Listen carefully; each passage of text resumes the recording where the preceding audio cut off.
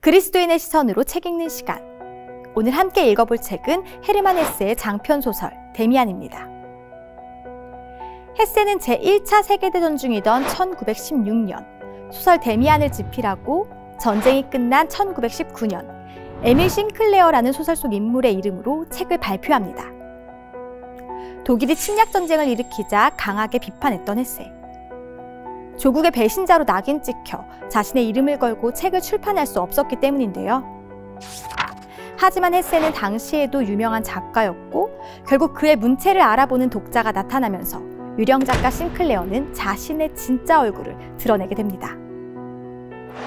사실 데미안은 전쟁 중에 쓰인 작품이지만 전쟁에 대한 비판적 인식이 부족하다는 평가를 받기도 했고 또 기독교적 세계관에 대한 부정적 인식, 성서의 자의적 해석, 탄미주의적인 자아탐구를 지향하는 등장인물로 인해 기독교인들의 강한 반발을 사기도 했습니다.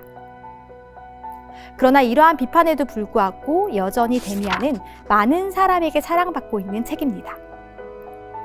그럼 소설의 내용 먼저 살펴보겠습니다. 소설의 주인공은 신앙적인 집안에서 자란 에밀 싱클레어. 하지만 싱클레어는 동네의 불량배 프란츠 크로머와 어울리게 되면서 사과를 훔쳤다는 거짓말을 하게 되는데요. 싱클레어의 거짓말을 눈치챈 크로머는 과수원 주인에게 범인이 누군지 말하겠다며 싱클레어를 협박하기 시작합니다. 그렇게 크로머의 괴롭힘에 시달리게 된 싱클레어. 그러던 어느 날 싱클레어에게 예상치 못한 구원자가 등장합니다. 그의 이름은 막스 데미안. 데미안은 폭력 한 번 쓰지 않고 모든 문제를 해결합니다. 그리고 싱클레어가 새로운 시각으로 세상을 볼 수 있도록 많은 이야기를 들려줍니다. 그런 데미안에게 점점 빠져드는 싱클레어.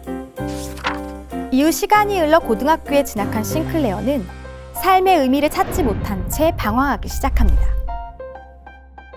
그런데 어둠에 빠진 싱클레어 앞에 한 소녀가 나타납니다. 소녀를 사랑하게 된 싱클레어는 소녀를 베아트리체라고 부르며 그녀에게 걸맞는 모습이 되기 위해 변화하기로 결심합니다. 그런데 베아트리체의 초상화를 그리던 싱클레어는 자신이 그린 그림 속 인물이 데미안과 닮았다는 것을 깨닫게 됩니다. 마음속 깊이 데미안을 그리워하고 있었던 거죠.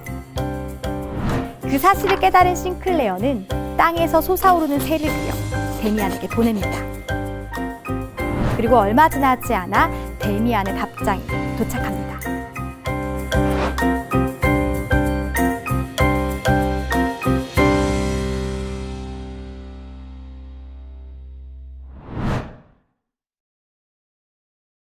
이후 소설은 암락사스의 의미를 찾으려는 싱클레어의 고민과 갈등, 그리고 그 여정에서 만나게 되는 오르간 연주자 피스토리우스와 데미안의 어머니 에바 부인의 이야기를 통해 알을 깨려고 노력하는 싱클레어의 모습을 보여줍니다. 싱클레어는 그런 자기 자신을 끊임없이 무언가를 찾는 구도자라고 표현합니다. 무언가를 찾는 구도자. 어쩌면 싱클레어가 찾고자 했던 무언가는 자기 인생의 구원이었을지도 모릅니다. 데미안을 처음 만났을 때 그를 자신의 구원자라고 여겼던 것처럼 말이죠.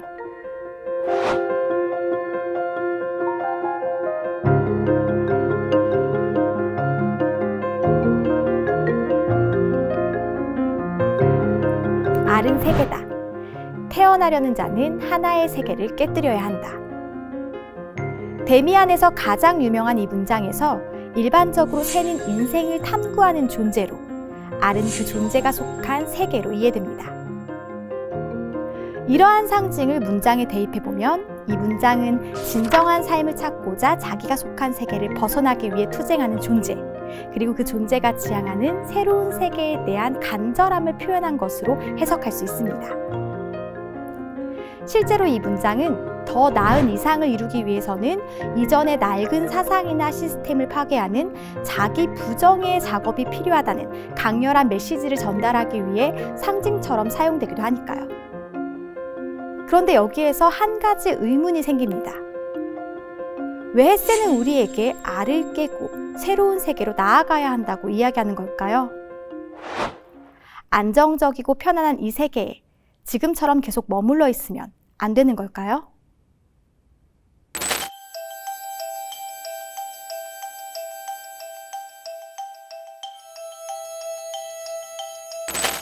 필터버블은 인터넷 정보기술 업체가 개인의 성향에 맞춰 필터링 된 정보만을 제공해서 결국에는 편향된 정보 안에 갇히게 되는 현상을 이야기합니다.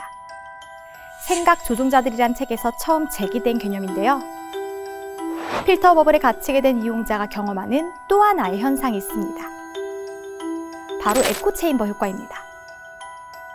에코체인버 효과는 비슷한 성향의 사람들만 모여 소통한 결과 다른 사람들의 이야기는 듣지 못하고 자신들의 이야기만 반복적으로 듣게 되는 현상을 말합니다. 그 결과 필터버블에 갇힌 사람은 메아리처럼 반복되는 소리만이 진실인 것처럼 생각하게 되는 거죠. 이러한 현상이 반복적으로 일어난다면 우리는 우리가 보고, 듣고 느끼는 것 이외에 다른 세상을 인지할 수 없게 될지도 모릅니다.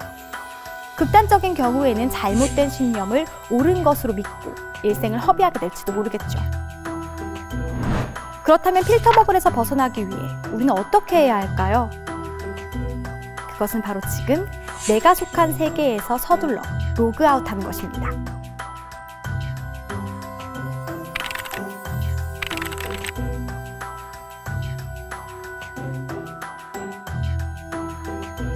이전 세계와의 단절의 경험. 그것은 새로운 세계로 나아가기 위한 첫 번째 과정입니다. 로그아웃은 나를 둘러싼 필터버블에서 벗어나 새로운 세상을 바라보게 합니다. 그래서 우리에게는 지금의 삶에서 로그아웃한 경험이 필요한 것입니다. 어쩌면 로그아웃은 알을 깨기 위한 새의 투쟁을 21세기의 언어로 번역한 걸지도 모르겠습니다. 물론 익숙한 삶에서 로그아웃하는 일은 쉬운 일이 아닙니다. 그런데 성경에는 이전 세계로부터 과감히 로그아웃한 인물이 등장합니다. 바로 사도 바울입니다.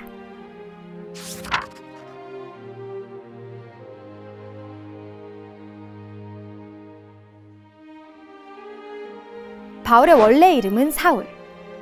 당시 사울은 예수님을 믿는 자들을 박해하던 인물입니다. 그런데 열심과 열정으로 기독교인들을 잡기 위해 다메섹으로 가던 사울에게 놀라운 일이 벌어집니다. 하늘의 빛을 만나 눈이 멀게 된 거죠. 눈이 먼다는 것은 이전에 보던 것을 보지 못하게 됨을 의미합니다. 때로 보지 못하는 것은 그 세계에 속하지 않음을 의미하기도 하죠. 그러니 속하지 않음 또한 로그아웃이라고 볼 수 있습니다. 이처럼 뜻하지 않게 이전 세계로부터 완전히 로그아웃하게 된 사울. 그런데 놀랍게도 그런 사울에게 새로운 세상이 펼쳐집니다. 전에는 한 번도 듣지 못한 예수님의 음성이 들리기 시작한 것입니다.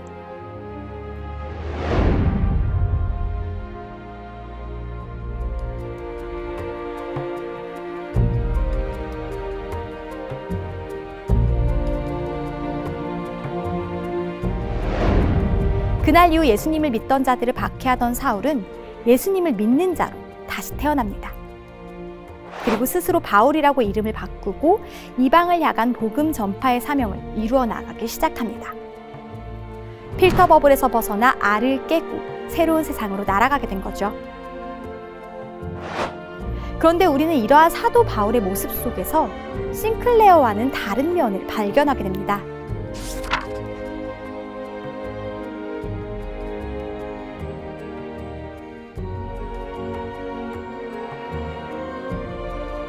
인생의 의미를 찾기 위해 알을 깨고 더 나은 세상으로 날아가기 위해 구도자의 마음으로 살아갔던 싱클레어. 그러나 싱클레어에게 구원을 가져다 줄 구세주는 오직 자기 자신뿐이었습니다. 알을 깨는 것도, 알을 깨고 세상으로 나가는 것도 결국에는 자기 자신만이 할 수 있는 일이라고 믿었던 싱클레어.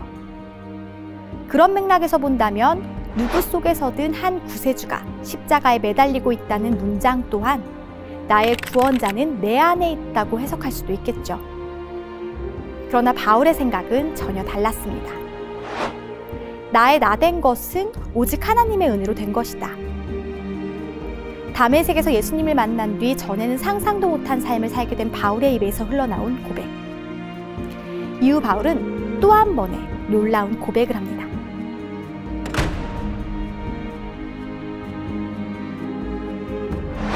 나는 날마다 죽는다고 고백했던 바울과 달리 싱클레어는 자기 자신의 힘으로 알을 깨고 세상으로 나가려고 시도합니다. 소설 데미안은 그런 싱클레어의 고민과 갈등, 시도를 담아내고 있는 작품이죠.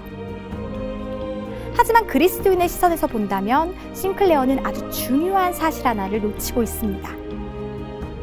그것은 줄탁동시, 알을 깨고 나오는 병아리 곁에 언제나 함께하는 어미닭의 존재입니다. 알은 세계다. 태어나려는 자는 하나의 세계를 깨뜨려야 한다. 맞는 말입니다. 더 높은 차원의 삶을 살기 위해서, 더 나은 세상을 꿈꾸기 위해서 우리는 알을 깨뜨려야만 합니다. 그런데 세상은 그 투쟁을 스스로 하라고 이야기합니다. 자기 안에서 자기 힘으로 알을 깨고 나오라고 말이죠. 하지만 그리스도인의 세상은 다릅니다.